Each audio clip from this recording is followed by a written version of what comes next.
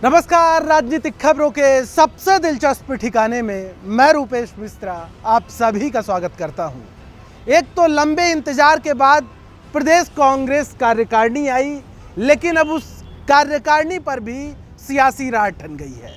दरअसल कांग्रेस पार्टी के नेताओं का कहना है कि इस कार्यकारिणी में राजपूत और वैश्य समाज की नज़रअंदाजी की गई है। वहीं इसी बीच सचिन पायलट कैंप के शागिर्द विधायक वेद प्रकाश सोलंकी ने बड़ा बयान दे दिया है। उन्होंने प्रदेश कांग्रेस कमेटी छोड़ देने तक की बात कही है।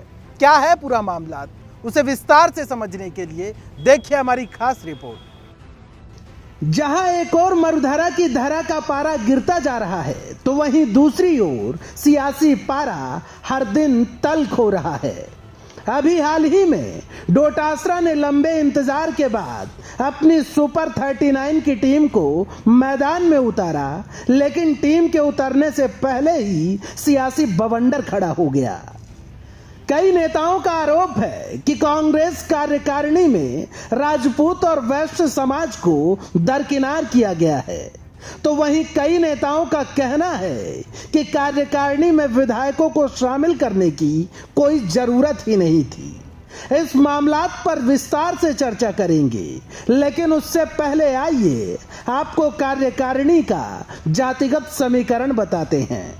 पूरी कार्यकारिणी में जाट समुदाय से 6, दलित 5, ब्राह्मण 5, राजपूत 1, गुर्जर 4, एसटी 5, मुस्लिम 3, पटेल सिरवी 3, कुम्हार 2, यादव 3 नेताओं को जगह दी गई है।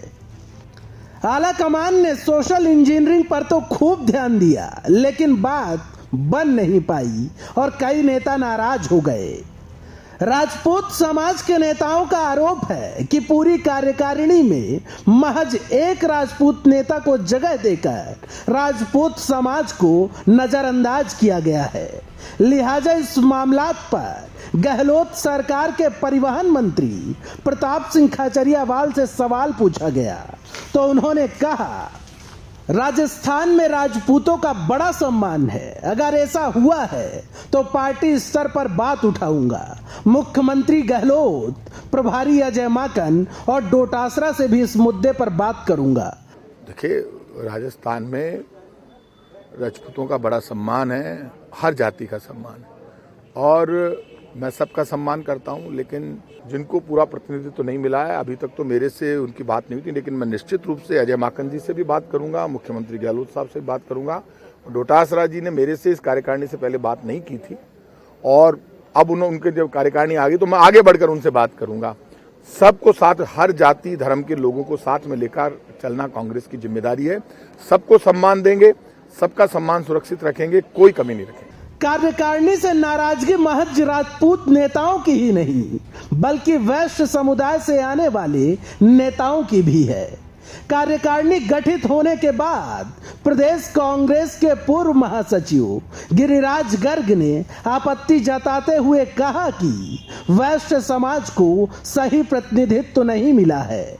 उन्होंने कहा, पिछली कार्यकारिणी में वैश्य समाज के 10 नेताओं को पदाधिकारी बनाया गया था, लेकिन इस बार एक भी नेता को पद नहीं दिया गया। इससे वैश्य समाज में खासी नाराजगी है। नेताओं के बीच ये नाराजगी चल ही रही थी कि पायलट कैंप के विधायक वेद प्रकाश सोलंकी ने बड़ा बयान दे दिया और ये बयान देकर सोलंकी ने यह साफ कर दिया कि कार्यकारिणी में नाम आने से वो ज्यादा खुश नहीं है। विधायक वेद प्रकाश सोलंकी ने कार्यकारिणी पर टिप्पणी करते हुए कहा कि विधायकों को कार्यकारिणी में शामिल करने की कोई जरूरत ही नहीं थी।